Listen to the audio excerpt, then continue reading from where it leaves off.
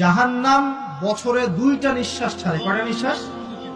একটা নিঃশ্বাস গ্রীষ্মকালে যখন প্রচন্ড দাবদাহ চলে, ওইটা হচ্ছে জাহান্নামের নিঃশ্বাসের ফসল।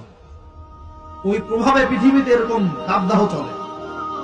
এই সায়েন্স বিশ্বাস করবে? করবে না। ওর বিশ্বাসের আমার যায় আসে না। আল্লাহ পাক বলেছেন সত্য, রাসূল বলেছেন সত্য। আরেকটা হচ্ছে শীতকালে যখন প্রচন্ড ঠান্ডা, তখন শীতকালে জাহান্নামের এমন একটা জায়গা আছে যেটা কিন্তু শীতল জায়গা।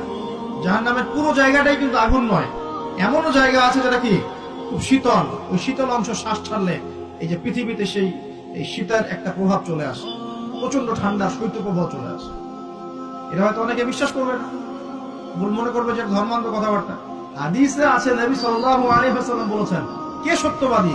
এই পুরো সভ্যতা না রাসূল সাল্লাল্লাহু আলাইহি ওয়াসাল্লাম? এই বিশ্বের সমস্ত মানুষ সত্যবাদী বেশি না আল্লাহ রাসূল বেশি সত্যবাদী? বাস, আর কোনো দরকার আছে কথা?